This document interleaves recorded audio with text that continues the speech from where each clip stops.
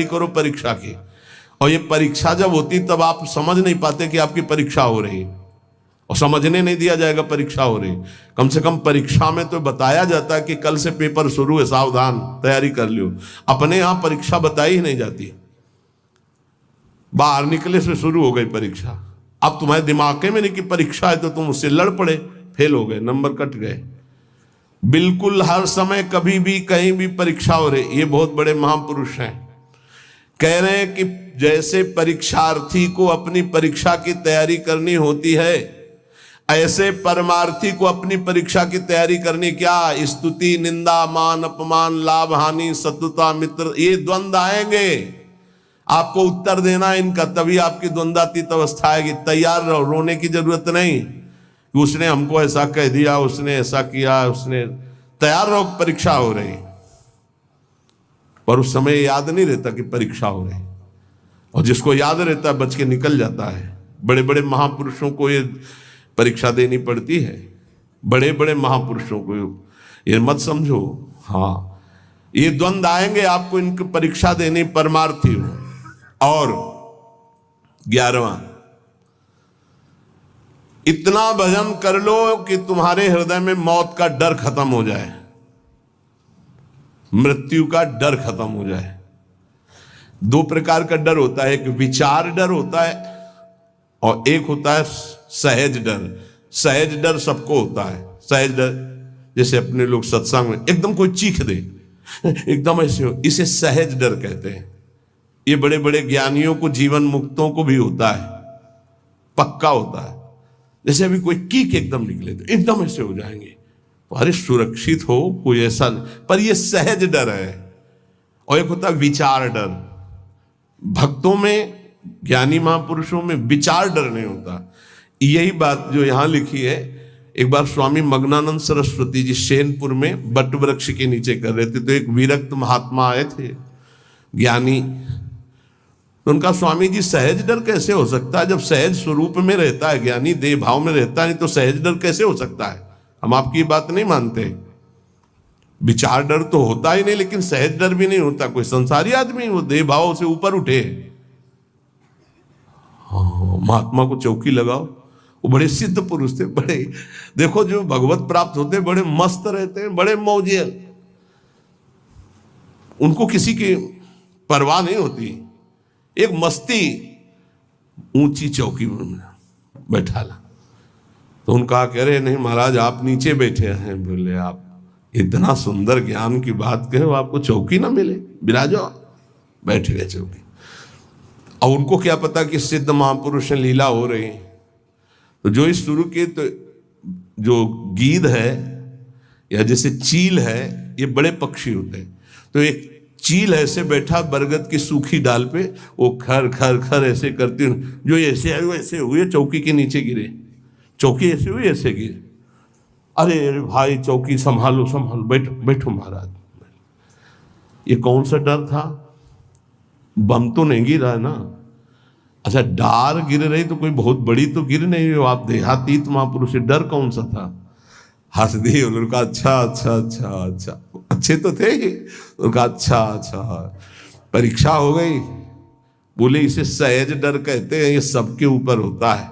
सहज डर सबको होता है, पक्का सहज डर।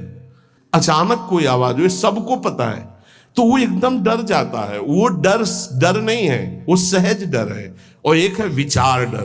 भक्त को विचार डर नहीं होता। तो कह रहे, इतना भजन करो कि मृत्यु का डर खत्म हो जाए। खत्म हो गया मृत्यु का डर, मरने से जो डरने का भय है वो खत्म हो जाए, तब जानो कि अब हमारा थोड़ा भजन रंग लाया है। सबसे पहले मृत्यु का भय खत्म हो। देख लो, परख लगाओ मृत्यु का डर कैसे। अगर आज शाम तक डॉक्टर कहे कैंसर हो गया तो कैसा लगेगा? मृत्यु पर अगर विजय प्राप्त करनी है तो मृत्यु को याद रखना पड़ेगा। ये बात ध्यान रखो। जिसने मृत्यु को याद किया वो भगवान से चित्त जोड़ा, और जिसने भगवान से चित्त जोड़ा वो मृत्यु पर विजय प्राप्त कर लिया। मृत्यु ऐसी लग रही है, अब उसका उदाहरण तो कुछ है नहीं, पर ऐसे बता रहे जैसे ब्याह की तैयारी होती तो कैसा होता है। हर दोस्त से हाथ मिलाता है हंसता हुआ, मैं मत फूला घूम रहा है, क्यों? क्योंकि उसका ब्याह होगा। लौकिक उदाहरण परमार्थ में फिट ही नहीं होता, पर वो कुछ फूलन जिसे कहते हैं, उत्साह जिसे कहते हैं, वो ऐसा कुछ समझो जैसे माँ के इकलौते बेटे का ब्याह तय हो गया और बारात की व्यवस्था बिल्कुल फिट तैयारी हो रही, उससे देखो नई साड़ी पहने मार फूली फूली जो घूमती है, नहीं घूमती? इससे असंख्य गुना सुख उस उपासक को होता है जिसको मृत्यु का डर खत्म हो जाता है भजन से। ये ऐसा कि जैसे कि कब वो दिन आएगा जब श्रृंगार करके हम अपनी प्रियाजू के पास होंगे और इस शरीर का व्यवहार खत्म प्रियाजू के पास। धन्य है वो घड़ी जिस दिन प्रियाजू की प्रगट समीपता सेवा की और प्रगट व्यवहार खत्म। इसका ऐसा आनंद होता है जैसे उस माँ को अपने बेटे के ब्याह में, उस बेटे को अपनी पत्नी के मिलन की चाह में जो सुख की एक फूलन होती है, वो तो एक प्राकृतिक है। इससे अनंत गुना फूलन उपासक के हृदय में होती है इष्ट से मिलने की, मिले हुए भी अनमिल। अब वो जो मिलन होगा वो निरंतर का होगा। इसलिए कितना आनंद। थोड़ी देर सोचो, अभी बात आ जाए कि चलो भाई निकुंज चलो, कौन कौन तैयार होगा? अभी चलने के लिए तत्काल में तैयार वो है जिन्होंने सर्वस्व त्याग करके एकांत में रोया है प्रियाजू के लिए। वो कह देंगे अभी ले चलो इसी क्षण, क्योंकि उनके सिवा मेरा कोई है नहीं और मैं उन्हीं के लिए तड़प रहा हूं या तड़प रही हूं। ये है मृत्यु के डर पर विजय प्राप्त करना। नहीं तो सच्ची कहते हैं कि अगर अभी आ जाए भगवान की, देखो बाहर विमान राधा के कुंज के बाहर, चलो बैठो पहले मरो फिर चलो, कौन कौन तैयार होगा? तो बहुत कम तैयार होंगे। असलियत में मृत्यु का डर खत्म हो जाए। देखो हाथ जिसने उठाया हिम्मत से उठाया है और देख लेला। अगर अब डरे तो कच्चे रहोगे, नहीं सच्चे हैं श्री जी के लिए। मुझे श्री जी चाहिए, ये शरीर तो छूटना ही आज नहीं तो कल छूटेगा प्यारे, श्री जी के लिए पक्का। और जिसने हाथ उठाया है बस हिम्मत रखना, चलोगे साथ ही। देखो एक प्रेमानंद ऐसे यहां सोफा में बैठा है और एक प्रेमानंद तुम्हारे दिमाग में बैठा है, देख लो। तुम्हारे दिमाग वाला प्रेमानंद तभी मुक्त होगा जब तुमको मुक्त कर देगा, ये बात पकड़ लेना। एक प्रेमानंद ये बैठा है जो तुमको सोफा में दिखाई दे रहा है, और एक प्रेमानंद तुम्हारे हृदय में तुम्हारे दिमाग में बैठा है जिसकी बात पर आप चल रहे हो। वो तभी मुक्त होगा जब तुमको मुक्त कर देगा। ये बात ध्यान रखना। सच्चा गुरु कभी अपने को मुक्त नहीं होने देगा जब तक तुम्हें मुक्त नहीं होने देगा।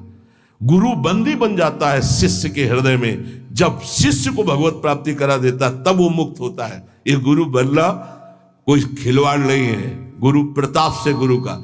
ये जो तुम्हारे हृदय में प्रेमानंद बैठा है, देखो है कि नहीं, तुम्हारे दिमाग में जो है, तुम्हारे हृदय में, वो तुम्हें जीवन मुक्त करने के लिए बंदी बन गया तुम्हारे हृदय में। वो तभी मुक्त होगा जब तुम्हें मुक्त कर देगा। तो जितनी जल्दी तुम मुक्त होगे उतनी जल्दी वो मुक्त होगा। वो गुरु मोक्ष स्वीकार नहीं करता, पहले शिष्य का। कौन सा गुरु? ध्यान रखना, जो तुम्हारे हृदय में बैठा हुआ। ये हम जानते हो किसकी बात कर रहे हैं? श्री ज्ञानदेव जी की, श्री एकनाथ जी की। इन बड़े बड़े महापुरुषों के वचनों में जब स्वाध्याय पूर्व में किया था तभी पकड़ा था कि गुरुदेव शिष्य के हृदय में तब तक बंदी बन के रहते हैं जब तक उसका परम कल्याण नहीं कर देते। तो मृत्यु का डर खत्म हो जाए तो जान लो कि अब हम निकुंज में इतना भी डर नहीं है, इतना कि अब शरीर छूटेगा। शरीर का डर नहीं, डर एक है हमारे अंदर, वो हमने फिर बताया था कि कभी कोई ऐसी बात ना हो कि धाम से बाहर हो जाऊं या प्यारी जू को भूल जाऊं। बस यही एक डर है और कोई डर नहीं है। और इसी डर के लिए आचार्य और गुरु से भीख मांगते रहते हैं, याचना करते रहते हैं। हम सब जिस समय संध्या आरती होती है तो एक दोहारे कहते, बिसरी हो ना बिसारी हो यही दान मुहि देहु, श्री हरिवंश के लाडिले मोहि अपनी करिले।